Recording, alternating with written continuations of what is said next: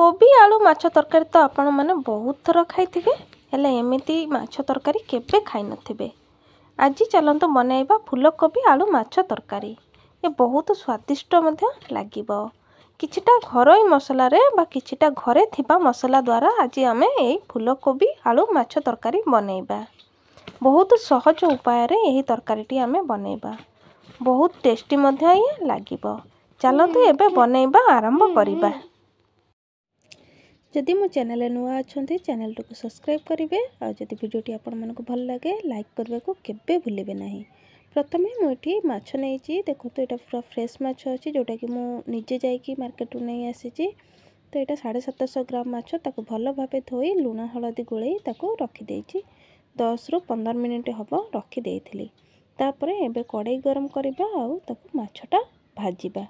माछ को मन रखिए भल से भाजिबे। बिल्कुल भी कंचालिया बिल्कुल भाजिबे नहीं, कारण आम या तरकारी फुटेबा से तो भल से कड़ा भजा करवा। तापर देखो ये मु माछ भाजी दौची। चलते एबे फूलकोबी काटी नवा। देखो मुझे मार्केट जाइए से आनी फूलकोबी पूरा फ्रेश अच्छी। पूरा फूलकोबी आनी पूरा फ्रेश फूलकोबी ता सहित आनी टमाटो फ्रेश टमाटो ता सहित किसी ननिया पत्र आनी तरकारी पकाइबाई। एबे फूलकोबी की मु काटिकी हलदी पानी रे पकई देछि। कहती हलदी पानी रे पकईले कि पोक छाड़ी जाए बोली, पोक जदि थाए बाहरी जाए से मुझे हलदी पानी रे पकई देछि। बड़ बड़ साइज करी काटिकी आपन जेबे तरकारी करछंती एई भली बड़ बड़ साइज रो फूलकोबी की काटिबे। ता सहित आलू मध्य सेई भली बड़ बड़ साइज रो काटी देछि। देखंतु एई भली साइज रो आलू काटिबे। बिल्कुल छोट साइज रो फूलकोबी आलू काटिबे नहीं, तरकारी रे मिसी जिवो भल लागिबो नहीं। देखो गोटे थर तुम माछ भजा हो गलानी, पूरा कड़ा भजा होई भाव आपड़ भाजबे। आउ गोटे थर मु कड़ाई रे पकईची। एबे चलतु मसला प्रस्तुत करवा। मसला मुझे नहीं देखो रसुण नहीं ता सहित अदा नहीं। तरकारी अनुसार तरकारी क्वांटिटी अनुसार आपण मसला नेबे। मु कहि परिबिनी कि आपण केते बनाउछंती। मु नहीं अदा नहीं, रसुण नहीं ता सहित 2-3 टी कंचा लंका ता सहित बास्ना पाई किछि ननिया पत्र मध्य नहीं। ता सहित मुझे पियाज नहीं गोटे बड़ साइज पियाज को काटी देछि टिक टिक रे ताको ग्राइंडिंग करबी टिके, कारण दरदर खंड करी ग्राइंडिंग करी। एबे माछ भजा हो जाइए और से जो माछ तेल बची थिला सेई माछ तेल रे ही मु कोबी की आलू को भाजी दउची। देखंतु कोबी की आलू को सेइथरे, कारण से तेलटा फोपाड़बानी सेई तेल ही यूज करके आमे माछ जो कोबी आलू भाजी दबा। ता सहित मुझे देखो मोर दरदर खंड कर देछि पियाज को, ता सहित मसला बटा सरछि, ता सहित गोटे टमाटो मध्य काटी देछि। एबे मसला कषिबा। सेई कड़ाई रे मु तेल आउ किछि देकी मु पियाज मसला पकई दउछि। अल्प पंच फुटण देकी मसलाटा किए करे, बेसी पंच फुटण देबेनी, अल्प जस्ट टिके ना को मात्र पंच फुटण देबे। कहते कि खाली माने फुटण बिना फुटण रे रोसई हुएनी, फुटा रोसई हुएनी, अशुभ सेटा। तेणुक टिके फुटई देबे। फुटेकी तादरे पियाज मध्य मु पकईकी पियाज हो गलानी। ता सहित मुझे मसला दे दूची। एटा बेसिक जिनस समस्ते जानिचंती, तेणुक ता ऊपर बेसी मु वीडियोटा लॉन्ग करिनी देखैकी, सेतिपई मु शॉर्टकट रे मार दूची। देखंतु तापर आको भल भाबे कषिबे। गोटे जिनस करिवे, बहुत लोक मु देखिछि मसला कषु कषु तादरे टिके लागू लागू तादरे पानी दे दियंती। तो सेमिति बिल्कुल करेंगे। पानी देले मसलार गंधटा छाड़बनी, मसलार गंधटा जीवनी, कंचालिया रहिबो मसलाटा। तेणुक पानी बिल्कुल देबनी। सेई मसलार ही तेल देकी भाजिबे, जेतिकी कषिबे ताकू। जदि आपनको लागिला पानी निहायती दरकार सेई टाइम रे आपण टमाटो पकई देबे। टमाटर जेतिक पानी अंश अच्छी सेइथिरे ही हमर मसला कषि हो जिवो।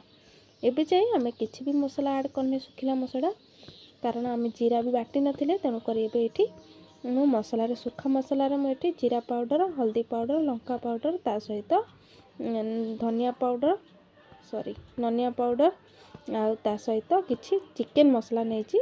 जदि आपन पाखरे फिश मसला अच्छी तो फिश मसला नेबे, नहीं तो जेबे भी आइंस तरकारी टिके करूछंती, माछ तरकारी करूछंती, चिकेन मसला पकेले से भल लगे। आपन चिकेन मसला ऐड करिवे, देखिए तरकारी टेस्टटा द्विगुणा हो जिवो। यही भली भाबे मसलाटा को आपण रेडी करंतु। देखंतु भल भाबे ताको मसला को पकेइकी सुखिला मसला को पकेइकी आपण मसलाटा को कषि दियंतु। तापरे आमे कोन करबा ना, जो रखिथिबा मसला हेई गला परे जो भाजिकी रखिथिबा कोबी आ आलू को ताको पकेई दबा। एबे देखो तो मसला कषुचे, मोर मसला हेई गलानी। बेसी वीडियो लॉन्ग करने को चाहूनी फिर भी अल्प अल्प हो जाऊँगी ताको काटी होनी तेणुक एबे मोर मसला हो गलानी। एबे मु फूलकोबी आलू को ऐड करी भल भाव मसलाटा को कषिबे बिल्कुल कंजूसी करें कषारे बेसी कड़ा करें कि बेसी कंचा करें तो पूरा मधुरी साइज रो भाजिबे भल भाव। देखंतु एबे हो गलानी आमर मसला कषा। एबे फूलकोबी आलू पकेकी ताको भाजी दबा भल भाव फूलकोबी रे आ मसला रे फूलकोबी के आलू को भाजिबे जेमती कि पूरा मसला धीरे गोली हो जिवो बा मिसी जिवो फूलकोबी आलू। एबे देखंतु हो गलानी। एबे आमे एठी लूण पकईने स्टार्टिंग रू आमे लूण कोउथरे भी देइने। एबे एठी आमे क्वांटिटी अनुसार लूण दबा मु कहिबेनी जे कि आपण कम पकेबे कि बेसी पकेबे जो माने रोषे करछन सेमानकु तो जाना अछि केते लूण पका जाए आपण हिसाब रे क्वांटिटी अनुसार आपण परिवार अनुसार आपण पकेबे लूण। मुझे मोर क्वांटिटी अनुसार मु लूण पकई देछि ता सहित एबे मु पानी जोगाड़ी देबी। बेसी पानी देबेनी फूलकोबी आलू रे बेसी पानी देले पानीटा पानिया लगे तरकारी तेणु करी अल्प पानी देबे बेसी भी कम पानी देबेनी जेकि आलू पड़िछि पानी खाई जिवो। तेणु करी आमे जेतिकी हमर आवश्यकता झोल जदि खाते टिके झोल रखिया पई आ जदि सुखिला खाइबे टिके सुखिला पई आमे पानी दबा। एबे देखंतु मोर दर दर सिजा हो गलानी तरकारीटी। एबे आमे माछ एथिरे ऐड करिबा। देखंतु मु देखुछि चेक करछि एठी जे कि हेलाडी कि नाही तो मो आलू दर सिजा टिके एभव हो गलानी। एबे मु एठी माछ ऐड करबी। माछ ऐड कर सला परे बेसी समय ताको फुटाइबनी 5 ରୁ 10 मिनिट फुटाइबा कारण बेसी माछ सिझी गले ना भल लागिबनी। माछ पकई साला पर बेसी ताको गोलैबानी बा खंतीरे ताको घांटीबानी कारण माछ भांगी जिवो। ता सहित कोबी भी सिझी गलानी कोबीटा बहुत नरम जिनस सिझी गलानी सी भांगी जिवो। भांगी गले तरकारीटा बिल्कुल भल लागिबो नाही। तापर 5 ରୁ 10 मिनिट जाए ताको आमे ढांकी दबा बा घोड़े दबा। एबे देखंतु मोर हो गलानी तरकारी ऑलमोस्ट हो गलानी। आ मोर घरे बनेकी फूलकोबी आलू माछ तरकारी बनेकी खांतु आ मते कमेंट माध्यम रे जणातु केमिति लागिला तरकारी। आपण जदि चाहिबे चूना माछ मध्य पकेकी कोबी रे रांधी पारिबे सेतरे मध्य बहुत टेस्टी लागे से किंतु मोर तो मिलुनी चूना माछ सेति पय मु एठी बड़ माछ रे मु तरकारी करिछि। आपण माने भी एई भली भाबे थरे तरकारी करके खांतु और निज परिवार को खुआंतु। आशा करे आपण मानकु तरकारीटी बा आजिर भिडियोटी आजिर रेसिपीटी भल लागिथिबो। आ जदि भल लागिथिबो ताले लाइक कर देबे ता सहित जदि मो चैनल नुआ अछंती ताले सब्सक्राइब मध्य कर देबे। आगो को आ गोटे नुआ वीडियो रे आपनक सहित देखा हबो।